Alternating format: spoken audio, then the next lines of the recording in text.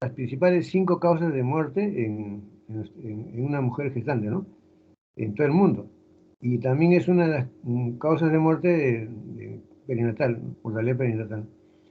También la sepsis en obstetricia es la causa más frecuente del shock en la mayoría de UCI, ¿no? Y es la principal causa de muerte en estas unidades con una tasa de 29%.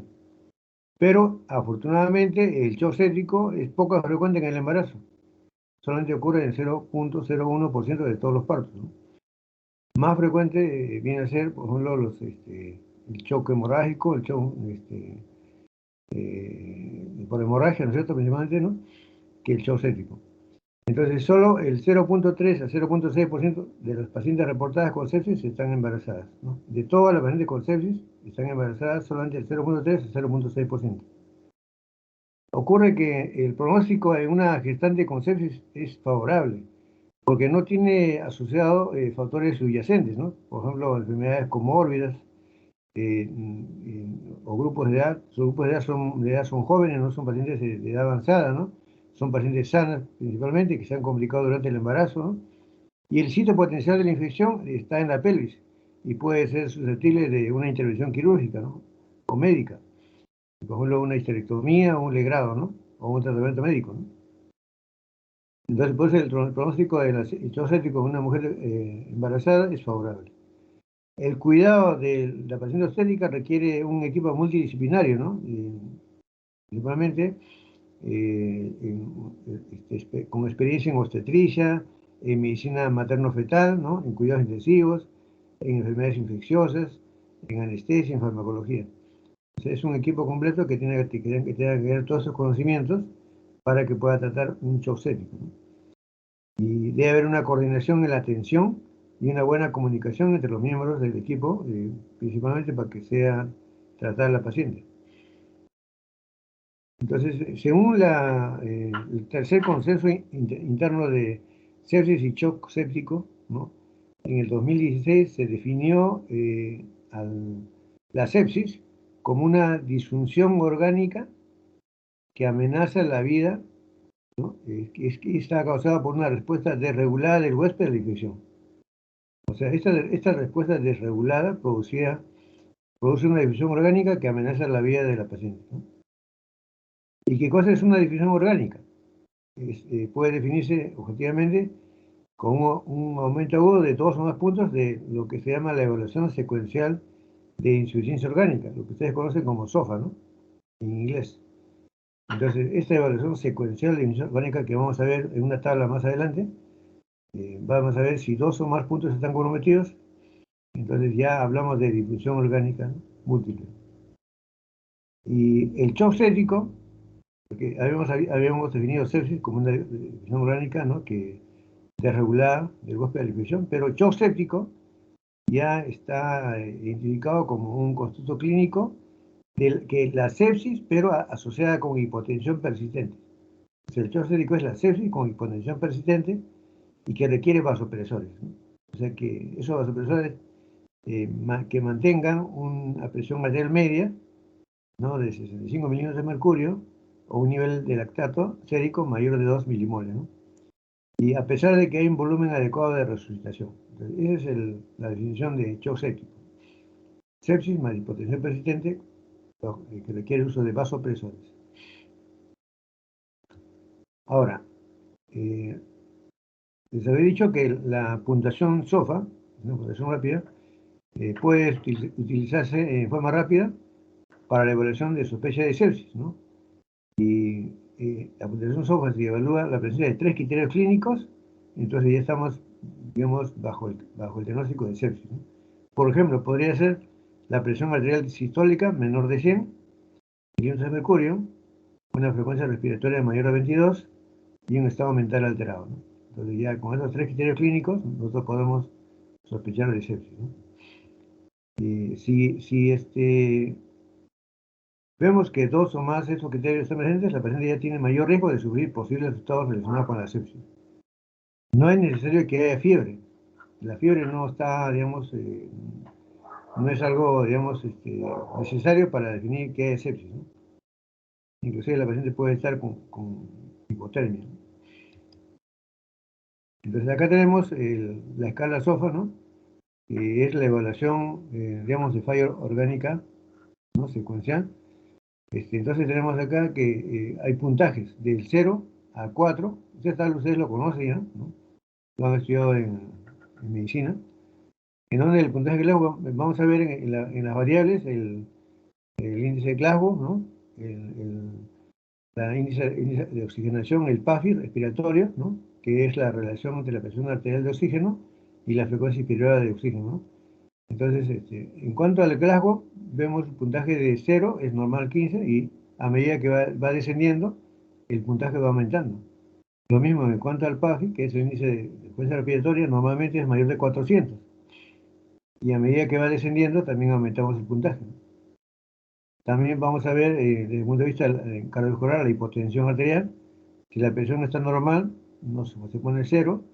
Y si ya hay disminución, por ejemplo, de la presión arterial media, de menor de 70 milímetros de mercurio, ya le ponemos puntaje de 1, y así sucesivamente. Si vamos, por ejemplo, usamos dopamina, digamos, menor de 5 microgramos, o dopamina mayor de 5 microgramos, ¿no? Ya asociado a adrenalina, o una dosis mayor de dopamina y noradrenalina, y el puntaje va aumentando. A medida que se va usando mayor dosis de dopamina y noradrenalina, el puntaje va a aumentar. Lo mismo con relación al riñón, vemos el nivel de creatinina, normalmente debe ser menor de 1,2, pero si la creatinina vemos que va aumentando, también el puntaje de SOFA va a incrementarse, ¿no? Y vemos acá, inclusive, tenemos un puntaje ya de 4, ¿no? Cuando tiene más de 5, ¿no? Lo mismo la bilirrubina sérica. Normalmente debe estar menos de 1,2, pero si la bilirrubina también incrementa, el puntaje también se va incrementando según la cantidad.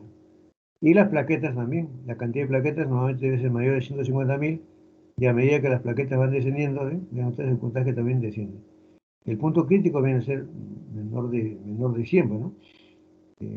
Ya es un punto crítico, y menor de 50 ya corre riesgo la vida de la paciente, ¿no? Entonces, esta tabla de la escala de SOFA es importante para valorar, digamos, a la paciente en cuanto a su estado general. Entonces, nuevamente decimos que el shock en general, en obstetricia, el shock en general, viene a ser un síndrome de etiología multifactorial, ¿no? Que es desencadenado por una inadecuada perfusión sistémica aguda, ¿no? Que se caracteriza por un desequilibrio entre la demanda y oferta de oxígeno. Esa es la definición de shock en obstetricia en general, ¿no? Entonces, la afectación va a ser sistémica, y las consecuencias clínicas van a depender del grado de hipoperfusión a los órganos afectados y de la existencia previa de disfunción de los mismos, ¿no? Entonces, cuando hablamos de shock en obstetricia, vamos a ver que hay diferentes tipos de shock. Hay shock cuantitativo y cualitativo. Justamente el cualitativo es el que vamos a estudiar dentro de lo que es el shock séptico, ¿no? En donde hay una disminución de la capacidad de extracción de oxígeno. En cuanto al shock cuantitativo, vemos que ahí también, digamos, por disminución del gasto cardíaco, ¿no? Shock cardiogénico, o una disminución del volumen arterial, un shock hemorrágico, ¿no? Hipovolémico, ¿no? Entonces, definimos nuevamente lo que hemos dicho anteriormente, que la sepsis severa, el shock séptico viene a ser la sepsis severa más una alteración de la presión arterial media, ¿no? Que necesita el uso de vasopresores, ¿no? A pesar de una adecuada administración de líquidos. Esa es la definición de shock séptico. Pues ustedes saben que la sepsis puede ser causada y la sepsis severa puede ser causada por microorganismos, virus, hongos, parásitos, ¿no? Pero también puede haber, digamos, alteraciones o, digamos, factores mecánicos, el trauma, la pancreatitis, quemaduras, que pueden también provocar el CIS y pueden ir a una sepsis severa, ¿no? Entonces, los criterios de sepsis que conocemos van a ser, digamos, eh, caracterizados en variables generales y variables inflamatorias. Por ejemplo, variables generales cuando hay una fiebre mayor de 38,3 o una hipotermia, ¿no? No siempre hay fiebre, puede haber hipotermia también en la sepsis. Una taquicardia, una taquimia, ¿no? Una alteración del estado mental, ¿no? Un edema significativo con balance líquido positivo, ¿no? Y una hiperglicemia, ¿no? En ausencia de diabetes. Entonces son variables generales que tiene uno que considerar cuando hay sepsis.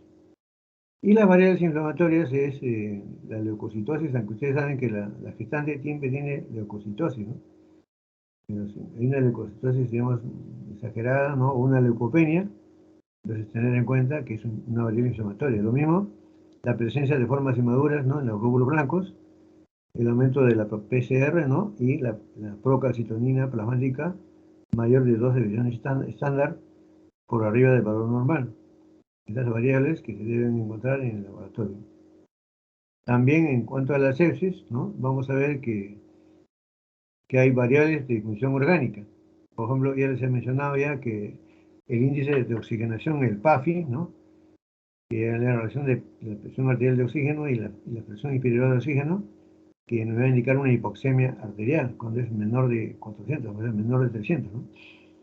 Y lo mismo, otra variable de función orgánica viene a ser la oliguria, cuando la paciente orina menos de 0,0 mililitros por kilo por hora en el término de 2 horas, ¿no? Otro es la aumento de la creatinina sérica o la alteración de la coagulación con un INR que es por encima de 1,5 o un tiempo parcial de tromboplastina mayor de 60 segundos, ¿no? Lo mismo también indica una variable de función orgánica, el hilio, ¿no? Intestinal, o la baja de plaquetas, una trombocitopenia menor de 100.000, o una hiperbilirubinemia mayor de 4 miligramos por decilitro, ¿no? Hay variables hemodinámicas también, ya es la hipotensión arterial que hemos dicho, cuando baja la presión sistólica menor de 90, ¿no? O la presión arterial media menor de 70, ¿no? O de repente baja la presión sistólica mayor de 40 milímetros de mercurio en adultos o menor de 2 de visión estándar, ¿no? De valor normal para la edad. Lo mismo, una variable de perfusión tisular en cuanto a que hay un aumento del lactato, una hiperlactasemia, o una disminución del llenado capilar, que uno puede examinarlo clínicamente, ¿no? Con una piel marmórea. Entonces son signos de hipoperfusión tisular. Ahora, ¿cuáles son las causas de sepsis y shock séptico en una paciente obstétrica, ¿no? Tenemos que hay causas obstétricas, o sea, del mismo embarazo, y causas no obstétricas. Las causas obstétricas vienen a ser, por ejemplo, una paciente que rompe bolsas, ¿no? Se produce una ruptura de membranas y ocurre una corioamionitis. Y la corioamionitis puede provocar infección en el feto y puede provocar una sepsis o shock séptico en la madre, ¿no? Lo mismo la endometritis postparto, que es más frecuente en la cesárea, o sea, aquella paciente que es cesareada y tiene infección del útero, ¿no? Puede ser por contaminación, o depende de dejado restos, o depende, ha habido una corioamionitis, ¿no? Y produce una endometritis postparto. Lo mismo el aborto provocado, el aborto séptico, ¿no? Lo mismo también causa obstétrica sería la tromboflebitis pélvica séptica, no de origen inflamatorio, de origen uterino, ¿no? O sea que del útero sale la infección y ya provocó una tromboflebitis pélvica séptica. También una causa viene a ser la infección de la vía operatoria, de la cesárea o la episiotomía, ¿no? La episorrafia que se infecta, entonces también puede ocasionar una shock séptico. En cuanto a los procedimientos obstétricos invasivos, por ejemplo, un cerclaje. En la mañana se estaba discutiendo hacer un cerclaje a una paciente, ¿no? Que está embarazada de 18 semanas. El cerclaje es un procedimiento que consiste en hacer una sutura del cuello uterino, ¿no? O sea, se amarra el cuello uterino con un punto, digamos, bolsa de tabaco, ¿no? Y de esa manera se puede cerrar el cuello uterino para que no pierda el bebé, pero la paciente que teníamos en discusión tenía infección urinaria y tenía un sludge, que es como un barro que tenía dentro de la cavidad amniótica, que indica que hay una infección subclínica dentro de la cavidad amniótica, ¿no? Sí, es como una corioamionitis crónica, pero que no da síntomas todavía, ¿no? También otro procedimiento invasivo podría ser una amniocentesis, por ejemplo, o una biopsia de bioseres coriales, ¿no? Que introduce una aguja dentro del útero y puede contaminar la cavidad amniótica y puede provocar una infección interna, una corioamionitis, ¿no? Y el aborto séptico provocado, ¿no? Generalmente a veces se introducen dentro del útero en sustancias contaminantes que pueden provocar una infección. Ahora, desde el punto de vista no obstétrico, cualquier infección que ustedes conozcan, digamos, que puede ser causa de sepsis, la puede tener una gestante, ¿no? Una apendicitis, una colestitis, una pancreatitis, una infección urinaria, pielonefritis, ¿no? Neumonía, malaria. Cualquier infección puede ser, puede afectar a una gestante. Entonces, puede provocar también una sepsis. Me acuerdo una vez, llegó una gestante, pensaban que era un DPP, pero era un abdomen agudo por una pancreatitis. Y el paciente estaba en shock séptico y pasó la UCI, ¿no? También una paciente que tenía una bacteria sintomática que no había sido detectada durante el embarazo en un centro de salud y cuando vino al hospital ya estaba en sepsis, ya con una infección severa, una pielonefritis, tenía un acceso peritonal. Bueno, entonces dentro de los gérmenes causantes de la sepsis en obstetricia tenemos bacterias gram positivas y gram negativas, ¿no? Aeróbicas e anaeróbicas, ¿no? Y también pueden haber un 20% micobacterias, hongos, virus, ¿no? Pero mayormente el 80% son bacterias gram positivas y gram negativas, dentro de las cuales tenemos las bacterias más frecuentes y dentro de las gram negativas tenemos la enterobacteria, ¿no? Que es el E. coli, en 50% de los humanos. Ese es el más frecuente, Escherichia coli, ¿no? Y luego sigue la Klebsiella. Dentro de los gram positivos tenemos el estreptococo beta hemolítico, el Hugo B, como más frecuente, ¿no? En un 30%. Y hay otros gérmenes como el enterococo, el estafilococo, ¿no? Y también tenemos gérmenes anaerobios, ¿no? Que generalmente son gérmenes intrahospitalarios, ¿no? Como el Clostridio, ¿no? El Bacteroides frágiles, que son gérmenes intrahospitalarios generalmente. Entonces, como ven ustedes en la tabla, el germen más frecuente es el gram negativo, coli, ¿no? El Shesla y gram positivo es el coco beta hemolítico. Tenemos también, en cuanto a la fisiopatología, cómo es que se produce la sepsis. Vamos a ver que digamos, la invasión de bacterias, hongos, parásitos, virus, produce una infección, ¿no? Esa infección se va a multiplicar en el organismo, produciendo bacteriemia, fungemia, parasitemia, viremia, ¿no? Entonces ingresa al organismo, a la sangre, produciendo esto, ¿no? La bacteriemia. Y dentro del organismo ya va a provocar liberación de productos bacterianos. Es así que los gram positivos van a liberar exotoxinas, enterotoxinas, ¿no? Hemolicinas, y los gram negativos, endotoxinas, ¿no? Y proteasas y otros productos de liberación bacteriana. Y esto va a estimular los mediadores del sistema inmune específico. Producen daño endotelial, entonces se va a activar los macrófagos y los monocitos y van a liberar las famosas citoquinas. Las citoquinas que van a, digamos, elevar el necrosis factor tumoral y las interleuquinas, ¿no? Y va a haber un factor activador de las plaquetas, ¿no? Que van a activar una cascada de coagulación, se va a activar el sistema de complemento, y eso va a provocar una agregación plaquetaria, ¿no? Y también va a activar el metabolismo del ácido araquidónico y una agregación y degradación de los neutrófilos, ¿no? Produciendo gamma interferón y factores estimulantes. Entonces, todo esto al final va a provocar una hipotensión y disfunción orgánica múltiple, provocando la muerte de la paciente, ¿no? Entonces, como ven ustedes, todo esto viene a ser por una respuesta alterada digamos, de los mediadores del sistema inmune, ¿no es cierto? Entonces, las citoquinas van a provocar toda esta activación de todos estos factores y al final va a haber una difusión orgánica múltiple con daños de órganos blancos. Entonces vamos a ver, dentro de la fisiopatología de la sepsis en el embarazo, tenemos que considerar el sistema inmune. Ustedes saben que el feto es digamos, un organismo extraño a la gestante, pero existe una inmunidad única, ¿no? Que está regulada, pero no está suprimida. Entonces la paciente tiene una supresión inmunológica, prácticamente para soportar al feto, ¿no? Y todo lo que ocurre en su cuerpo. Entonces es una condición inmúnica única, ¿no? Entonces es un sistema inmune que la gestante, digamos, es particular en su organismo. Vemos también que dentro del sistema cardiovascular, normalmente en la gestante hay un incremento de volumen sanguíneo. Eso es lo normal, un aumento de 1500 más o menos, ¿no?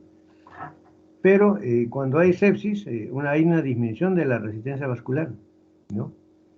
Entonces, ¿qué va a pasar? Que va a haber una falla de la regulación del flujo sanguíneo, ¿no? Y esto va a provocar una activación del óxido nítrico sintetasa, ¿no? Y entonces lo que va a pasar es que la función cardiovascular materna durante las heces es vulnerable porque la presión arterial se mantiene por un incremento del gasto cardíaco. O sea, va a haber una respuesta de una taquicardia, un incremento del gasto cardíaco, ¿no? Pero esto, aparte de eso, se va a producir en la sepsis una vasodilatación periférica. Como le digo, hay un incremento de la frecuencia cardíaca y el gasto cardíaco, como consecuencia de los mediadores de la prostaciclina y el óxido nítrico y las hormonas gestacionales, ¿no?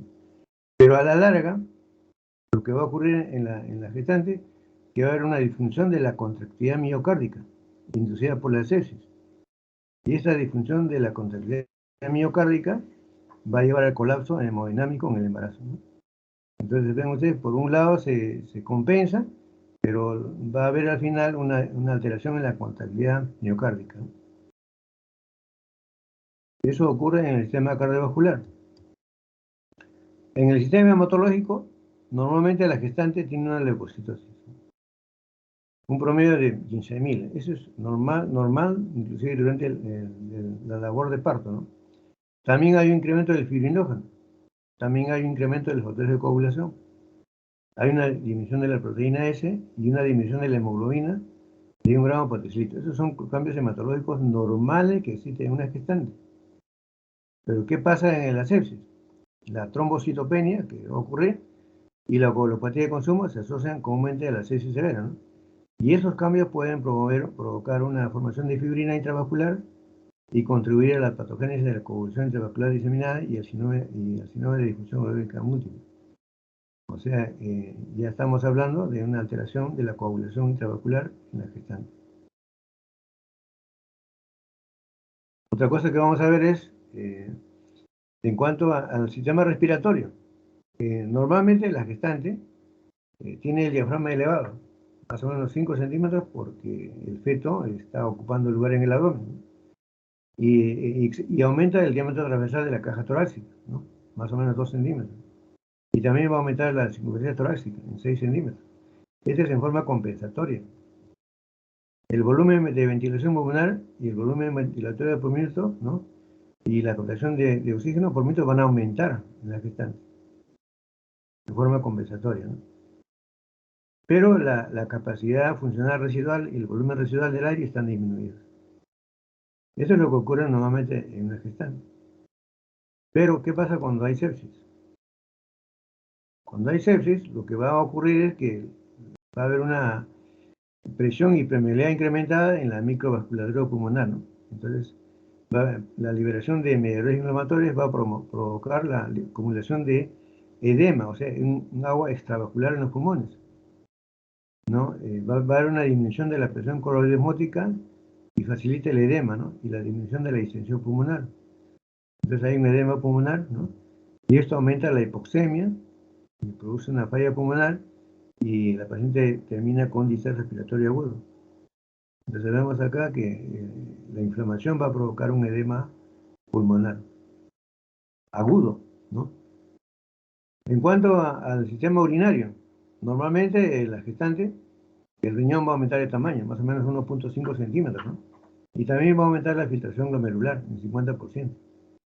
Y también por compresión de los uréteres va a haber una hidronefosis fisiológica, de leve a moderada, ¿no? Porque hay compresión de los uréteres, entonces se va a dilatar la pelvis renal. Hay una hidronefosis, ¿no? Pero ¿qué pasa en la sepsis? En la sepsis ocurre una necrosis tubular aguda y debido a la isquemia y por perfusión, ¿no?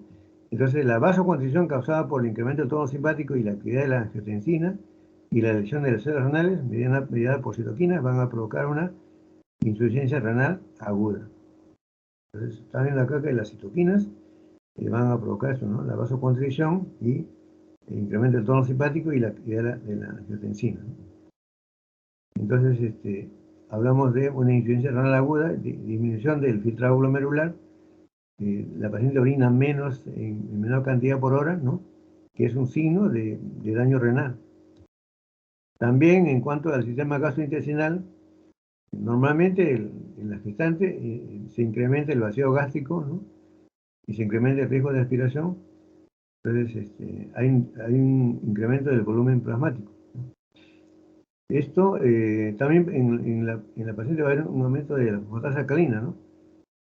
Puede elevarse la producción placental y no indica obstrucción hepática. O sea, normalmente la fosfatasa alcalina puede aumentar, ¿no? También hay un aumento de la bilis, ¿no? Que pueden provocar, inclusive pueden predisponer a una colelitiasis. En la gestante es frecuente la colelitiasis, o sea, los cálculos, ¿sí? Inclusive hay una triada que es hernia umbilical, eh, obesidad y litiasis renal, ¿no? Bueno, eso es lo normal, ¿no? En la sepsis va a haber una producción incontrolable de las citoquinas, ¿no? Proinflamatorias de la célula de Kupffer, del hígado por la isquemia y estimuladas por las endotoxinas. Entonces, hay un daño a nivel principalmente hepático, ¿no? Este es el resumen de la fisiopatología de la sepsis materna. Primeramente, entonces, decimos que la sepsis va a resultar de una respuesta desregulada, ¿no?, del huésped a la infección que resulta en daño de los órganos internos. Entonces, el mismo organismo, hay una respuesta que va a lesionar sus mismos órganos, ¿no? Esta respuesta inflamatoria excesiva que se produce en la sepsis incluye extravasación de albúmina y líquido, con la resultante de hipovolemia intravascular. La liberación de las citoquinas va a conducir a una disminución de la vascularización sistémica, un aumento de la resistencia y aumento del gasto cardíaco, ¿no? Y también va a provocar una miocardiopatía séptica, como hemos mencionado. Y esto va a manifestarse con una disfunción diastólica debido a un edema cardíaco y una compliance disminuida, ¿no? Por ello, el ventrículo izquierdo va a tener un menor llenado diastólico y menor volumen de movimiento. Y esto va a incrementar el riesgo de edema pulmonar. Lo mismo, la isquemia tisular y su disfunción van a ser resultados no solo de la hipotensión arterial, sino también de la oclusión de la microvasculatura por microtrombos, debido a un CID. Entonces, todo esto es lo que ocurre en la sepsis, en una gestante. Ya ustedes esto de la sepsis lo conocen más que yo porque están al día en cuanto a la fisiopatología y lo revisan constantemente, ¿no? Bueno, entonces nosotros vamos a ver lo que es el clave María. Donde ustedes están observando acá es la unidad de cuidados intensivos de la Maternidad Lima, que queda en el monobloc, encima del centro estético. Para los que conocen la sala de partos, está encima, en el tercer piso. Y ustedes ven acá, esta área, bueno, están ahorita las camas no están digamos, en limpieza. Esta parte viene a corresponder a la zona donde se trata el choque hemorrágico, porque la paciente en este estado no necesita aislamiento. Pero ustedes ven acá al fondo, hay unas ventanas y cuartos separados, ¿no? Varias habitaciones separadas. En esas habitaciones están aisladas la paciente con sepsis, con shock séptico. Y ahí tiene su puerta y la cama está, entonces cada paciente está aislada, ¿no? Porque no se puede tener a una paciente infectada con choque hemorrágico, ¿no? Entonces, acá está la estación, ¿no? Y el médico intensivista, esa unidad de la UCI materna, cuenta con todo el equipamiento, ¿no? Digamos, para tratar una clave María. O sea, en la clave María, igual que ustedes han visto, en la clave azul, que ya la han hecho en su revisión en la práctica, hay un coche que tiene todo digamos, lo necesario para tratar a una paciente, ¿no? En la clave María, como vamos a ver, hay medicamentos, ¿no? Antibióticos, hay insumos, ¿no? Hay aparatos que se necesitan para el tratamiento de esta paciente que está en clave María. Entonces, cuando se detecta la clave María, que puede ocurrir en cualquier parte del hospital, en emergencia, en centro estético, en hospitalización, en consultorio, inmediatamente tienen que acudir el personal que está de guardia, ¿no? Entonces acude el médico general, perdón, el médico ginecobstetra, el médico intensivista, acude el anestesiólogo, acude la enfermera, el técnico de enfermería, la obstetriz, el laboratorista, todos acuden como si fuera, digamos, una emergencia en ese mismo momento. Entonces, ¿dónde puede comenzar un shock séptico? Ya les he dicho, en la sala de parto. Esta es la sala de parto, ojalá. ¿No? Puede ser que una paciente haya roto bolsas, ¿no? Y esté abandonada acá. La señora está solita, ¿no? Y nadie se da cuenta que ha roto bolsas, por ejemplo, y tiene infección, ¿no? Está haciendo una coriamnionitis, ¿no? Entonces, acá puede comenzar, digamos, un shock séptico, ¿no? Hay que estar atento. Entonces vamos a ver cuáles son el manejo de la sepsis materna, ¿no? Entonces, se recomienda una evaluación rutinaria de las pacientes que están potencialmente infectadas. O sea, toda paciente, cuando ustedes están en su salud, tienen que hacer un estudio. Esta paciente tiene coriamnionitis y puede hacer una sepsis. Tienen que ustedes, digamos, evaluar, ¿no? Entonces, identificar tempranamente a las pacientes que son, digamos, potencialmente hagan sepsis, ¿no? Y iniciar los principios de terapia con forma oportuna, en forma oportuna. No podemos dejar que la infección avance, pues. Si una coriamnionitis, iniciar tratamiento desde inicio. Un aborto infectado, pues no vamos a esperar que la paciente se llegue al shock séptico.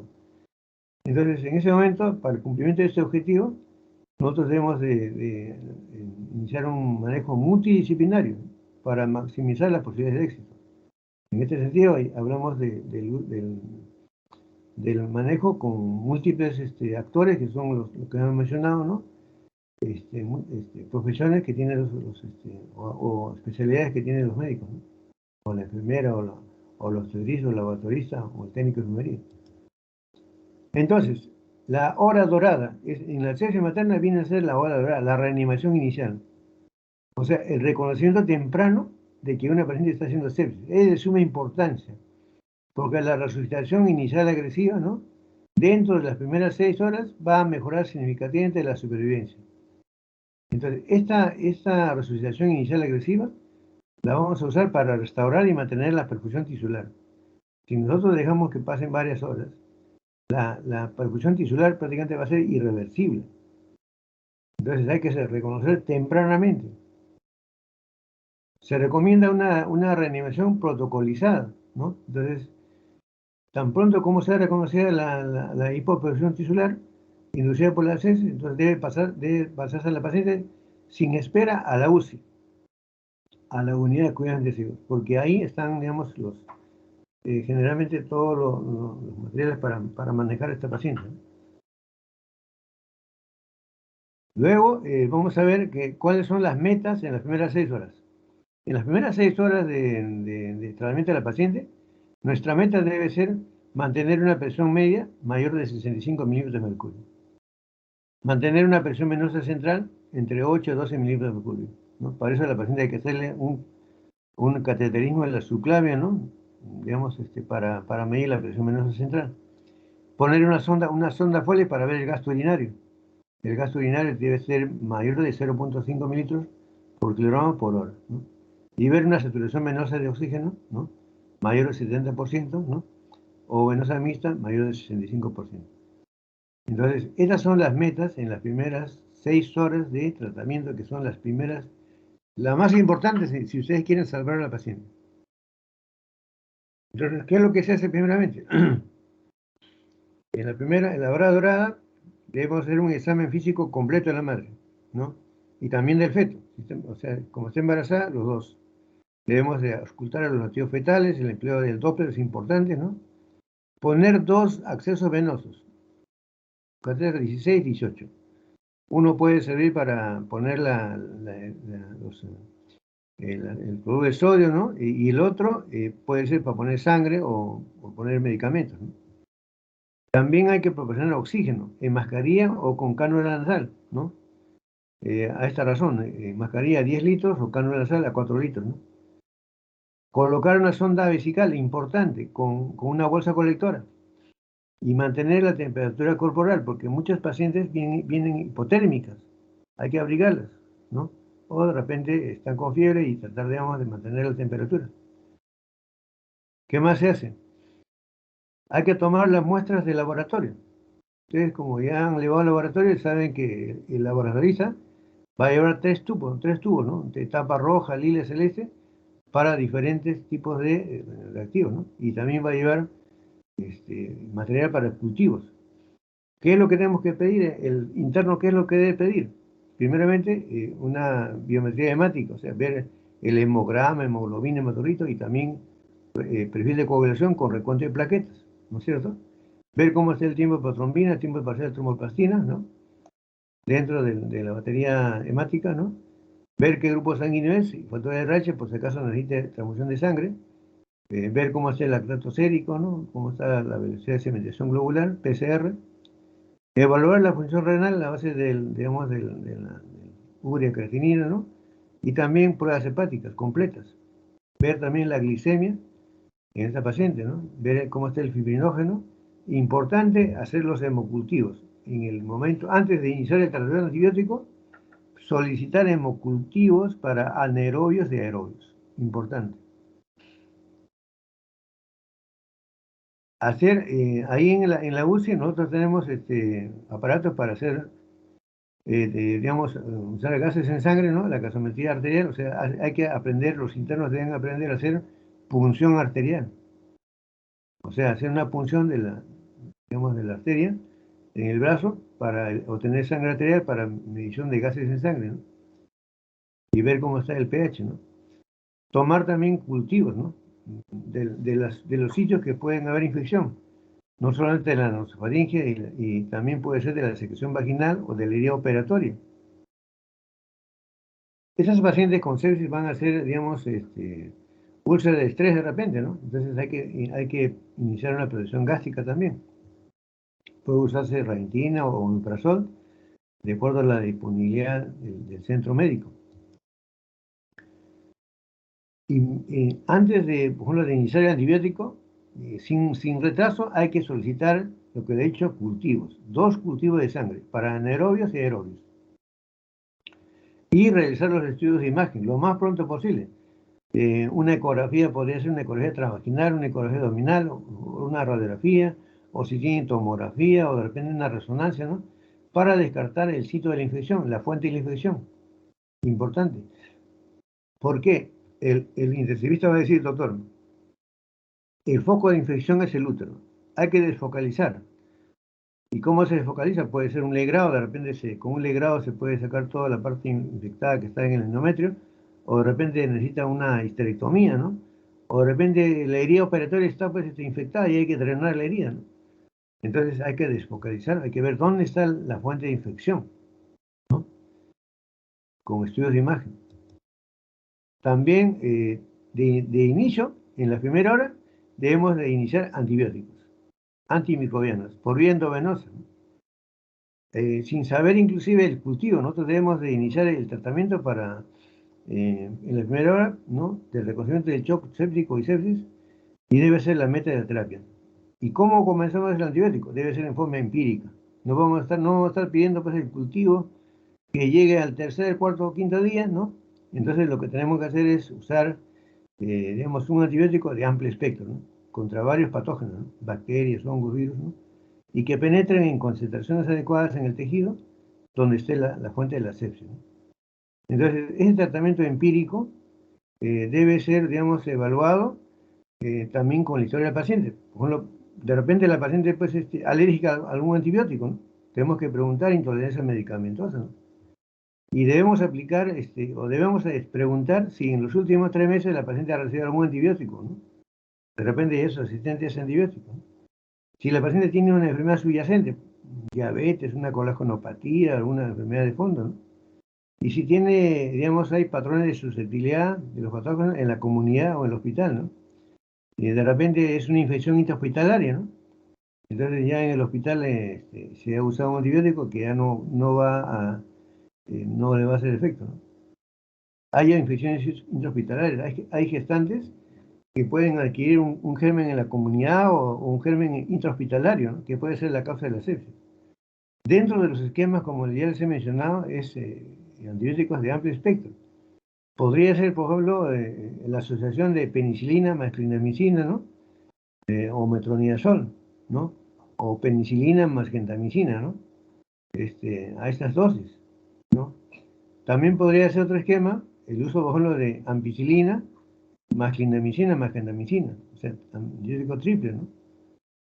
O lo que nosotros usamos en la maternidad, que es básicamente el esquema de ceftriaxona, amicaclina o ceftriaxona, metronidazol y amicacina, ¿no? Entonces, antibiótico triple. Ceftriaxona, amicaclina o ceftriaxona, metronidazol y amicacina. O sea, son terapias triples. El metronidazol es un buen antibiótico. Entonces, generalmente nosotros usamos terapia triple endovenosa en esta dosis. La ceftriaxona cada 2 horas, el metronidazol endovenoso cada 8 horas, la clindamicina cada 8 horas y la amicacina cada 12 horas, ¿no? Bueno, entonces, ¿qué es lo que se hace aparte del antibiótico? Nosotros debemos de poner la vía y usar cristaloides. Los cristaloides, ustedes saben que es la solución salina de 9 por 1000, ¿no? Y debemos de poner a chorro, ¿no? Para mantener el volumen plasmático, ¿no? Y si no, si tenemos coloides, también mejor podemos usar coloides. Tratar de mantener, digamos, la presión venosa central mayor de 8 milímetros de mercurio, ¿no? Y también la dosis de los líquidos debe ser razón a 30 mililitros por kilogramo de peso. Hay que calcular el peso, o sea, saber el peso del paciente y calcular el líquido 30 mililitros por kilo. Dice que se debe administrar 1 litro de cristaloide, o sea, de solución de cloruro de sodio al 9 por 1000, ¿no? O 300 a 500 mililitros de coloides en 30 minutos. Y aumentar la velocidad si hay hipoperfusión. O sea, es importante, digamos, vital, que el uso de los cristaloides en las primeras horas, ¿no? Administrar el líquido a chorro, prácticamente, ¿no? Y si tenemos una hemoglobina, digamos, que tiene menor de 7, usar sangre, ¿no? Glóbulos rojos, ¿no? Concentrados para mantener una hemoglobina mayor de 7 miligramos por decilitro. Entonces, ya están viendo ustedes el uso de cristaloides y también para mantener la presión arterial media debemos usar el uso de vasopresores, ¿no? Dentro de ellos, el vasopresor que es el más usado es la noradrenalina, que por vía central es de primera elección. En este caso no debemos usar adrenalina ni fenilefrina o vasopresina, no deben administrarse en el shock obstétrico. Lo que debemos usar es noradrenalina. Ahora, en caso de que la noradrenalina no mejore, en casos de pacientes seleccionados podemos usar dopamina, ¿no? Cuando hay riesgo de arritmia o disfunción ventricular sistólica. Van a disculpar que acá mi mascota me está comiendo. Tranquilo. Entonces les decía que la noradrenalina es el vasopresor de elección y en caso de que haya una paciente, por ejemplo, que seleccionada con riesgo de arritmia o disfunción ventricular, se usa dopamina, ¿no? También podemos usar la dobutamina en pacientes con difusión miocárdica o cuando persiste la hipoperfusión con volumen intravascular y tensión arterial media adecuada, ¿no? Entonces, vean ustedes acá, para mantener la presión, eso es lo que el usiólogo generalmente maneja pues, en forma diestra, esto, ¿no? Y no debemos usar para nada la adrenalina, la fenilefrina y la vasopresina. Entonces, en el coche de Clave María debe haber pues, cristaloides, como ustedes están viendo, coloides, ¿no? Antibióticos, debe haber noradrenalina, dopamina, dobutamina, ¿no?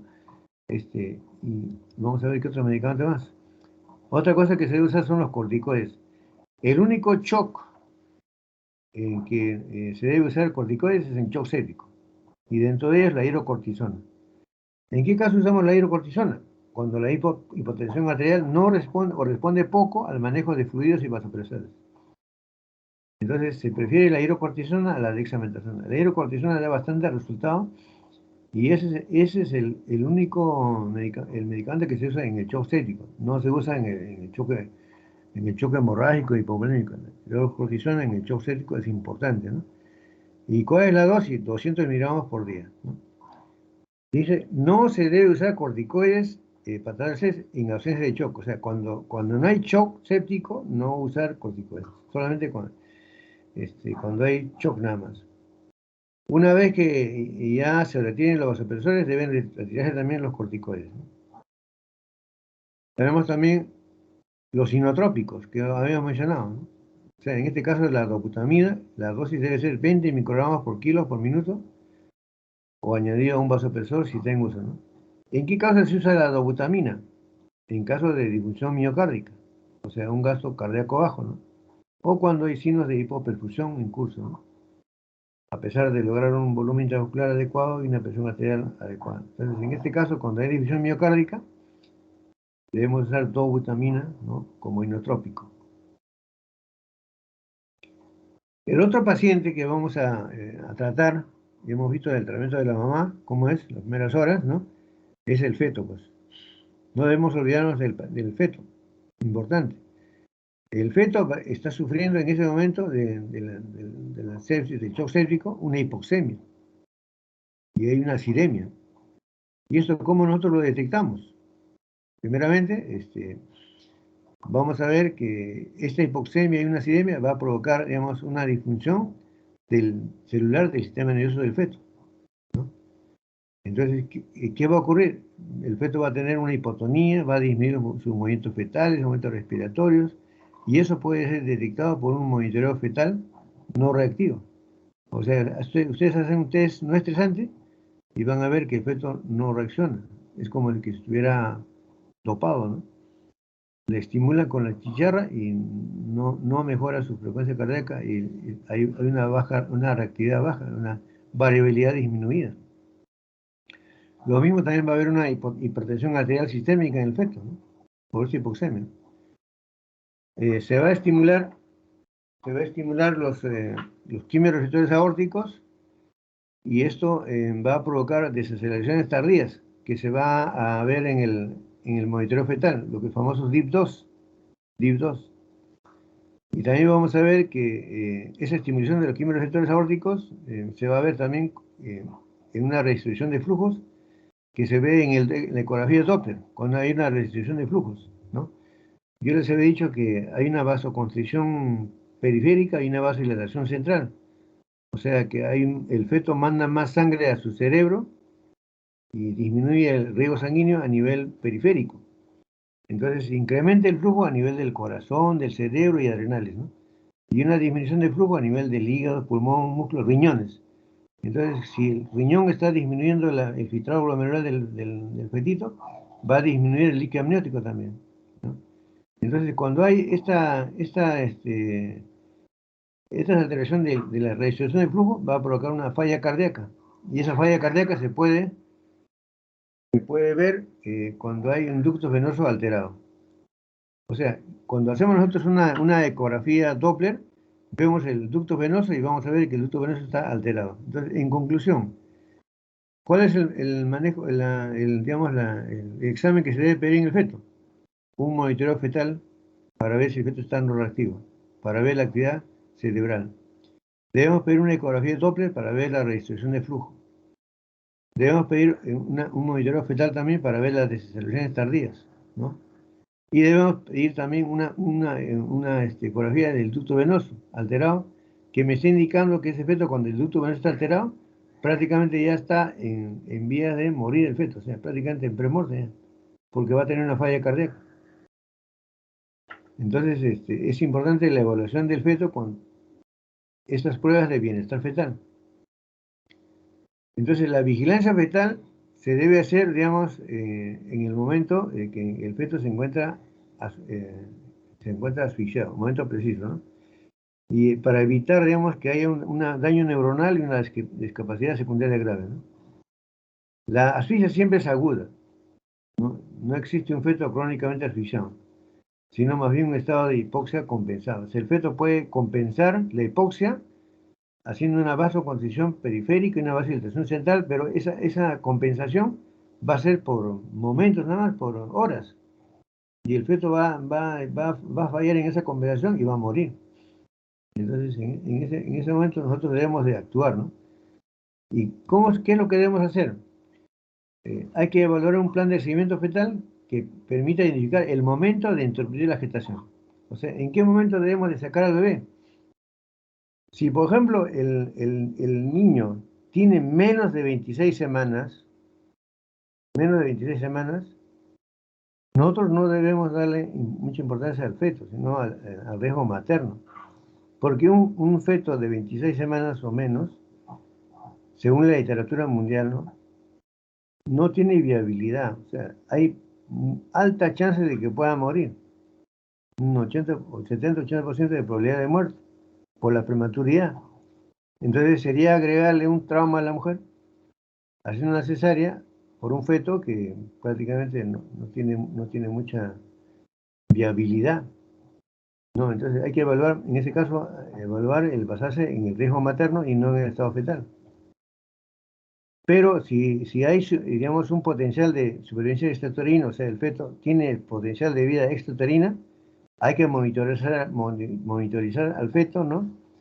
Y ver en qué edad gestacional está y si es compatible con un potencial de vida extrauterina, ¿no? Es así que, ¿en qué condiciones debemos indicar la interrupción del embarazo? Primeramente, con un feto ya, digamos, que tenga, por ejemplo, 32, 34 semanas, cuando hay un deterioro considerable del estado materno. Con una mujer ya que está a punto de morir, podemos salvar al bebé, ¿no? Cuando hay una restricción de crecimiento uterino severo, o sea, el bebé no está creciendo adecuadamente, ¿no? O cuando no tiene líquido, ya les he dicho, cuando el bebé no orina, no tiene líquido amniótico, es que hay falla renal. O cuando hay un flujo diastólico reverso en la arteria uterina, una redistribución de flujo, ¿no? O cuando el feto ya está con madurez pulmonaria. Cuando el feto está maduro, por ejemplo, mayor de 34 semanas o ha recibido maduración pulmonar, ya debemos de sacarlo. Hemos tenido pacientes que estaban muy mal, o sea, en sepsis, y el bebé estaba vivo y se ha decidido salvar al bebé, porque el deterioro del estado materno es considerable. Entonces, esto es lo que ustedes deben, seguramente que en clave azul también han visto un esquema parecido, ¿no? En donde el manejo inmediato del shock séptico debe hacerse, ¿no? Por diferentes especialistas, ¿no? El médico general, el médico intensivista, ¿no? La obstetriz, la enfermera, ¿no? Laboratorista y el técnico de enfermería. Todo lo que hemos mencionado anteriormente lo hace cada uno de estos, ¿no? Ahora, ¿cuál es la referencia, el fluxograma de la referencia? Tenemos acá, supongamos que ustedes están en su centro de salud, ¿no? O un hospital de bajo nivel, por ejemplo, está a nivel 1. Entonces, la paciente ingresa al establecimiento y se activa la clave María. Detectan ustedes que la paciente está en sepsis, ¿no? Se hace una evaluación inmediata y el manejo adecuado según protocolo, ¿no? Si existe una capacidad resolutiva en el lugar donde están ustedes, por ejemplo, es un hospital nivel 2 o nivel 3, entonces se continúa el manejo en ese establecimiento. Y si no tiene capacidad resolutiva, entonces ustedes deben coordinar la referencia por el medio más rápido. ¿Cómo es así? Ustedes deben tener radio, deben tener el teléfono, no sé, a través del celular, comunicarse al sitio donde van a referir y decir que van a mandar una paciente que van a llevar una paciente con sepsis, ¿no? Con shock séptico, y que preparen, digamos, la UCI, ¿no? Entonces, ¿cuáles son los requisitos para hacer la referencia? Primeramente, que el paciente esté estabilizado. O sea, no van a mandar a una paciente por Juan López sin vía, ¿no? Tienen que poner su vía, tienen que haberle puesto ya los cristaloides, tienen que haberle hecho 2 vías por lo menos, sonda vesical, monitorizar la frecuencia cardíaca, ver la temperatura, cómo está la diuresis, ¿no? Una viendo la base permeable. Tienen que mandar todo el kit de medicamentos para el traslado, corticoides, antibióticos que se le ha puesto, ¿no?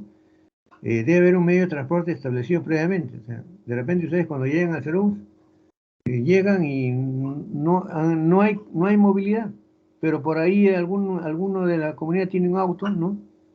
Y ustedes pueden solicitar la ayuda para que lo traslade a la paciente, o de repente Si puede tener una ambulancia de repente, por suerte, ¿no?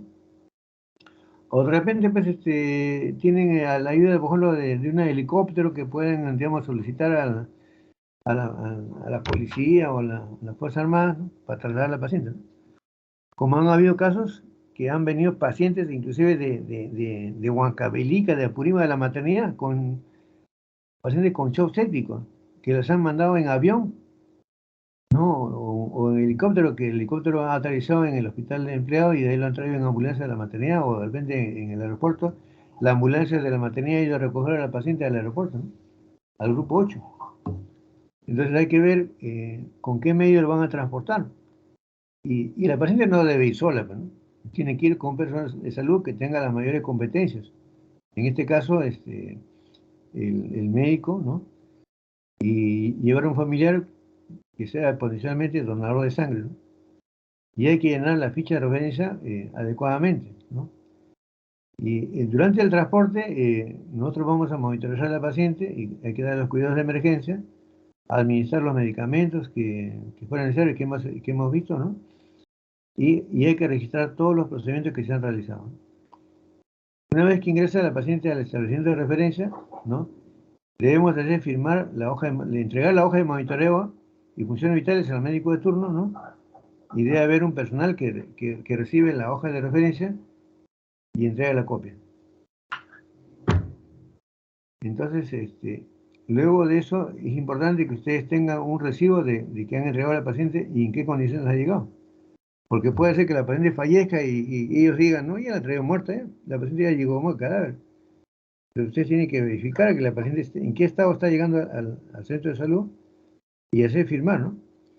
Y luego ya la paciente va a quedar en este establecimiento de referencia. Entonces, revisamos acá. ¿Qué cosa hace el médico general? Evalúa, diagnostica las funciones vitales, el estado de conciencia y el examen clínico general, ¿no? Evaluación del feto, si fuera gestante, ¿no? Tratamiento según el caso, comunicar, digamos, comandar las acciones del equipo, ¿no? Comunicar al médico especialista, o sea, al luciólogo, y definir el lugar, digamos, de referencia. O sea, si es un lugar donde ustedes no van a tratarlo, ver dónde lo van a mandar. Y algo importante, comunicar a los familiares la severidad del caso. Esto es importantísimo, joven. Muchas veces ocurren denuncias. Mi familiar ha venido hablando, ha venido caminando, y en el hospital me la han matado. Pero tienen que comunicar ustedes. Señor, su paciente está entrando, digamos, con una infección severa. Esa infección ya ha pasado a la sangre, está haciendo sepsis y está en shock séptico. Ya hay daño de su riñón, del hígado, del cerebro. Tienen que hablar, tienen que comunicar, no se pueden quedar callados porque si no, a nosotros no nos dijeron nada, se murió y ellos tienen la culpa. Entonces, comunicar a los familiares de la severidad del caso, ¿no? Y dar indicaciones adicionales. El médico usiólogo debe medir la presión venosa central y definir el momento en que se hace la desfocalización o la intervención quirúrgica, el legrado o la histerectomía, ¿no? Y el manejo con inotrópicos, ¿no? También, como ya les he mencionado, considerar el uso de corticoides diuréticos, ¿no? Y el manejo en la UCI, ¿no? ¿Qué cosa hace, por ejemplo, la obstetriz? La obstetriz se va a dedicar a ver los latidos cardíacos del feto, el monitoreo fetal, ¿no? Y va a tomar muestras de las secreciones para gran cultivo, ¿no? La enfermera tiene bastante labor. Primeramente, que va a ver el estado de conciencia, el puntaje de Glasgow, ¿no? Va a ver la vía aérea, va a administrar oxígeno, va a colocar la vía, ¿no? Cloruro de sodio a chorro, y luego hasta 300 centímetros cúbicos y luego a 54 por minuto, ¿no? Digamos, dar el antibiótico terapia, triple, como he mencionado, ¿no? Acá, por ejemplo, dicen ceftriaxona, amigaclina, ¿no? Y si es puérpera, agregar oxitocina, ¿no? Darle ranitidina como protector gástrico, poner la sonda vesical para ver la diuresis, ¿no? Hacer el balance hídrico, hacer el monitoreo de las funciones vitales y el control de la presión venosa central, ¿no? Medir la temperatura y ver los medios físicos. Si tiene hipotermia, abrigar a la paciente, ¿no? Importante colocar una sonda Foley, número 14, con bolsa colectora, para el control de diuresis, ¿no? Y tomar nota de todos los medicamentos que se han administrado antes de entrar a hacer operaciones. ¿Y qué hace el técnico de enfermería?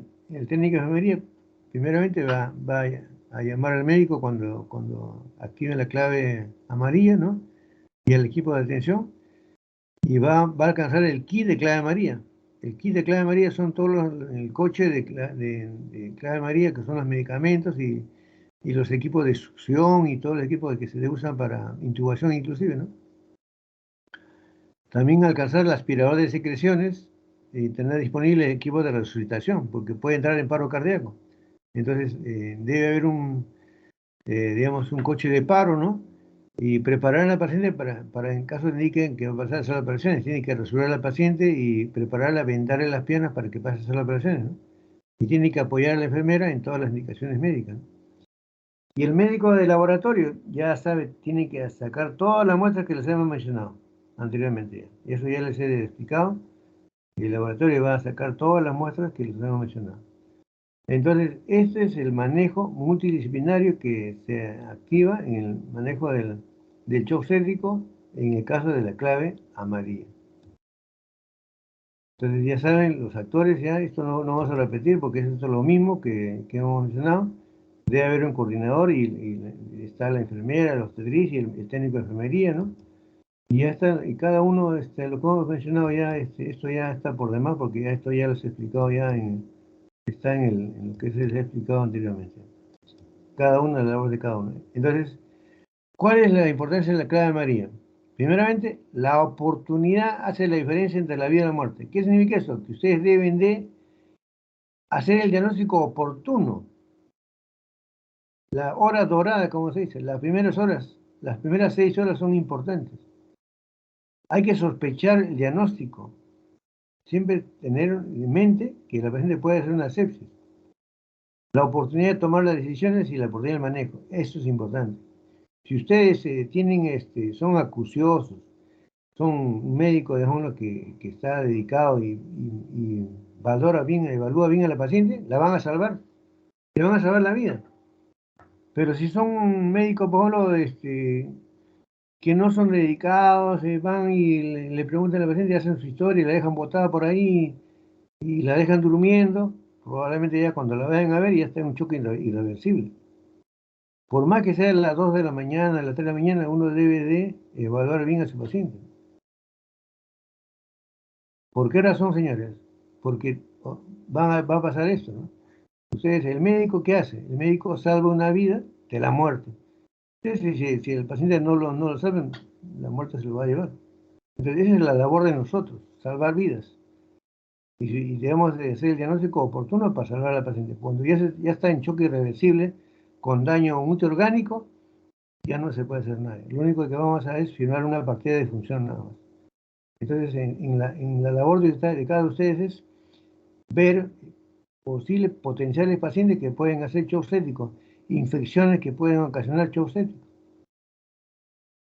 Esa es la labor del médico. Uno, por ejemplo, cuando salva una vida de una paciente que ha estado, por ejemplo, uno le hace la histerectomía de una paciente que ha estado en shock séptico, todo, y la paciente se salva y luego la paciente agradece, eso es lo más gratificante que puede haber. Cuando los familiares vienen y te agradecen y dicen, doctor, usted salvó la vida de mi esposo, de mi hija, y eso es lo más importante. Porque hay, en casos de mortalidad materna, uno revisa, todas las casos de muerte materna, uno revisa, hay un comité de mortalidad materna, y uno revisa si se han usado los protocolos o no. Y muchas veces no se usan los protocolos. Y por una falla, la paciente puede fallecer, no se ha actuado a tiempo. Bueno, jóvenes, gracias por su atención. Si hay alguna pregunta, por favor, pueden hacerla. ¿Alguna pregunta? Doctor, disculpe, tengo una duda. ¿Para clave amarilla se considera solamente a las gestantes o también a las que se encuentran en el periodo de porperio? También, cualquier paciente obstétrico, puede ser en el embarazo o en el puerperio. Hay puérperas que hacen shock obstétrico, claro, sí hay. Entonces, la clave amarilla en obstetricia incluye una paciente gestante y una puérpera también. Hay pacientes, por ejemplo, operadas de cesárea. Y yo me acuerdo de una señora que hizo una celulitis en la herida operatoria. Se le operó Y la señora había tenido pues un prolapso de cordón. El cordón se había salido afuera hasta las piernas, ¿no? Entonces a la hora que se sacó al bebé, el cordón regresó a la cavidad abdominal y pasó por la herida. Y esa señora se infectó esa herida y hizo una infección de herida operatoria con E. coli y olía horrible. Y se infectó, hizo una celulitis pero severa, y inclusive a esa señora se le tuvo que sacar parte de piel. Se terminó con un, digamos, un injerto, pero hizo una septicemia, un shock séptico. Ese es un ejemplo de una puerta que ha hecho que es shock séptico. También puede ser que haya de repente a una paciente, por ejemplo, que se le tiene un parto y se le queda membrana, ¿no? Se le queda restos, placenta, y puede ser una infección. Entonces, por favor, no solamente puede ser una gestante. ¿Alguna otra pregunta?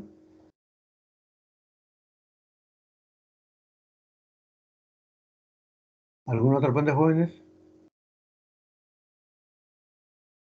Bueno, esto lo van a realizar también en la práctica, ¿no? Y de repente en los hospitales van a ver de repente pacientes con infección, ¿no? Y ver qué cosas se ha usado en esas pacientes, ¿no? Entonces, es importante que ustedes conozcan eso porque en sus serums pueden salvar una vida de ustedes, en el mismo serum, antes que llegue a la UCI, ¿no? Bueno, pues, si no hay más preguntas, vamos a terminar la clase acá. Ya nos vamos el día viernes para el seminario de mortalidad materno perinatal. Y dentro de ello vamos a ver que esta es una causa de muerte materna directa, pues, ¿no? Por complicación durante el embarazo, ¿no? Bueno, jóvenes, entonces nos vemos el día